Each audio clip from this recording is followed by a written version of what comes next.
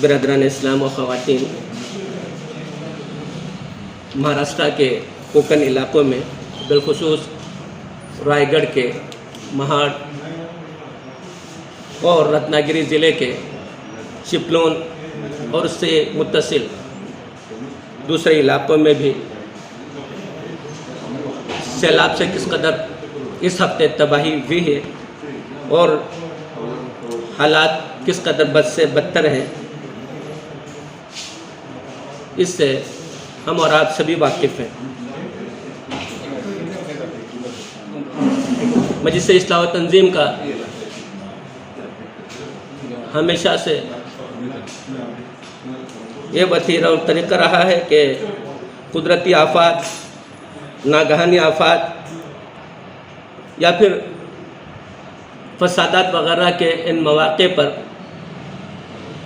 ملکی سطح پر کام کرنے والے اداروں سے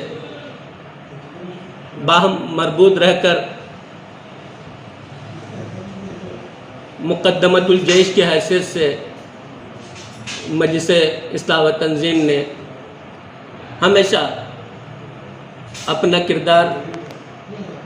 بخوبی نبھایا ہے اور اپنی اس سماجی ذمہ داری کو ادا کرنے کی بھرپور کوشش کی ہے۔ بلکہ یہ کہیے کہ تنظیم کی ابتدائی ریلیف سے بھی اس وقت مہاراشٹر کے کوکن علاقے میں بالخصوص چپلون اور مہاڑ کی جو صورتحال ہے بڑی تشویشناک ہے۔ ہزاروں افراد بے گھر ہو چکے ہیں۔ اسی لیے مجلس اصلاح و تنظیم اہلیان بھٹکل سے اور ہمارے اطراف کے جو دیگر علاقے ہیں وہاں کے ذمہ داروں سے ہماری یہ گزارش ہے کہ اس سلسلے میں جتنا ممکن ہو سکے فنڈ اکٹھا کیا جائے اور اس وقت جو افراد اور جو خاندان اس سیلاب سے متاثر ہیں فوری طور پر راحت کاری کے کام کو ان علاقوں میں انجام دیا جائے۔ آج مجلس اصلاح و تنظیم کی ہماری امدادی کمیٹی کی نشست میں یہ طے پایا کہ ہمارے نائب صدر دوم کی قیادت میں جناب عتیق الرحمن صاحب منیری کی قیادت میں کل ہی ہمارا وقت ان علاقوں کا دورہ کرے اور وہاں کی صورتحال کا جائزہ لے اور فوری طور پر جن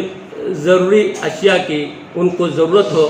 ان کو فراہم کی جائے۔ انشاءاللہ ہمارا وقت کل یہاں سے روانہ ہوگا اور وہاں جتنی تنظیمیں اور ادارے اس وقت کام کر رہے ہیں ان سے کوآرڈینیٹ کرتے ہوئے ان سے باہم مربوط رہ کر اس وقت ان کی جو بنیادی ضرورتیں ہیں اس کو پورا کرنے کی پوری کوشش کرے گا۔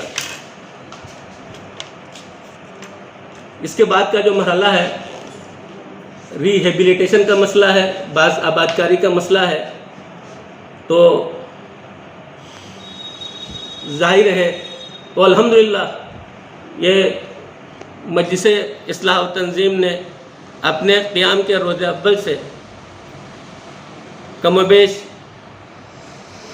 112-13 سال کی اس مدت میں ملکی سطح پر بہت سی ریاستوں میں بعض آبادکاری کے کام کو انجام دیا ہے اور الحمدللہ یہ سلسلہ اب بھی جاری ہے۔ جو حضرات اپنی رقم اس سلسلے میں جمع کرنا چاہتے ہیں ان سے گزارش ہے کہ تنظیم کے دفتری اوقات میں تنظیم میں تشریف لا کر تنظیم آفس میں یہ رقم جمع کر سکتے ہیں اور اس کی رسید لے سکتے ہیں، اور انشاءاللہ اس کے بعد ایک لاحمل ہم لوگ ترتیب دیں گے اور اس لائحہ عمل کے مطابق انشاءاللہ ریلیف اکٹھا کی جائے گی، اور انشاءاللہ آئندہ ہماری بھٹکل کی جملہ جمعہ مساجد میں اور ہماری جامعہ مساجد میں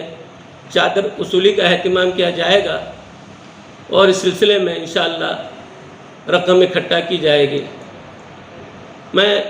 ایک چھوٹی سی حدیث سے میں اپنی بات، ایک خوبصورت حدیث سے میں اپنی بات ختم کرتا ہوں۔ حضرت عبداللہ ابن مسعود رضی اللہ تعالیٰ عنہ مسجد میں تھے، اعتکاف میں تھے، اور اس وقت مدینہ مسلمانوں کا دارالخلافہ تھا، دارالحکومت تھا۔ ایک شخص آپ کے پاس آیا اور اس نے کہا، اس نے یہ عرض کیا کہ اے صاحب رسول میری حاجت پوری فرما دیجیے۔ حضرت عبداللہ ابن مسعود فوراً اٹھ کھڑے ہوئے۔ اس وقت لوگوں نے آپ سے پوچھا آپ تو اعتکاف میں ہیں، اعتکاف چھوڑ کر آپ کیوں جا رہے ہیں؟ آپ نے فرمایا کسی کی اپنے گھر سے نکل کر کسی کی حاجت پوری کرنے کے لیے اپنے گھر سے یا اپنی جگہ سے نکلنا، یہ 1000 دن کے اعتکاف سے بہتر اور افضل ہے۔ تو اتنی بڑی فضیلت ہے، اور حدیث پاک میں جیسے فرمایا گیا کہ اللہ تعالیٰ اس بندے کی مدد میں اس وقت تک رہتے ہیں جب تک بندہ اپنے بھائی کی مدد میں رہتا ہے۔ اور جیسے کہا گیا کہ دعا کے اٹھنے والے ہاتھ سے، دعا کے لیے جو ہاتھ اٹھتے ہیں اس سے بہتر وہ ہاتھ ہے جس سے دوسروں کی مدد کی جائے۔ تو ہمیں یقین ہے جس طرح سے ہمارے بھٹکل والوں نے، ہماری ملی بھائیوں اور بہنوں نے جب بھی مجلس اصلاح و تنظیم نے اس طرح کی آواز لگائی ہے تو دل کھول کر ہمارے لوگوں نے ہمیں تعاون کیا ہے۔ لہٰذا اور ایک بار اس گزارش کے ساتھ کہ آپ سے جتنا ہو سکے آپ اس ریلیف میں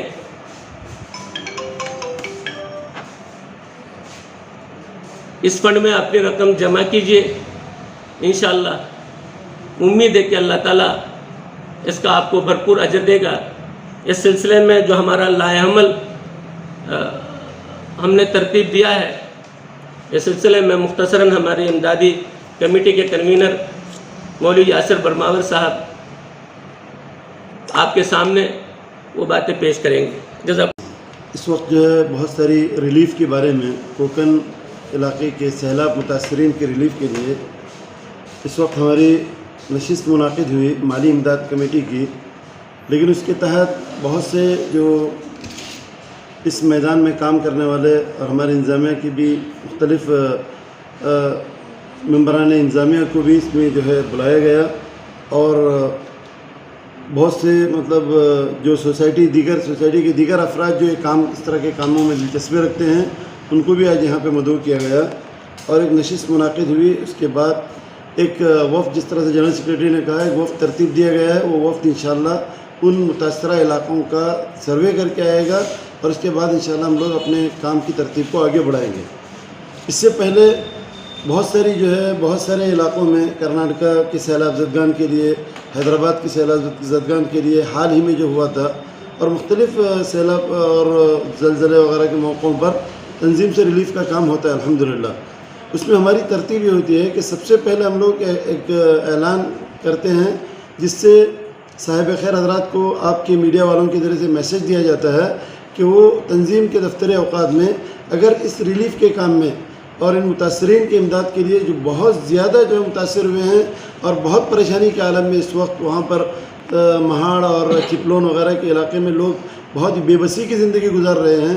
بعض لکھنے والوں نے لکھا تھا کہ بالکل ایسے لگ رہا تھا سیلاب کے جانے کے بعد، پانی اترنے کے بعد، کہ اللہ کا عذاب جو ہے یہاں سے جو ہے گزر چکا ہے۔ بہرحال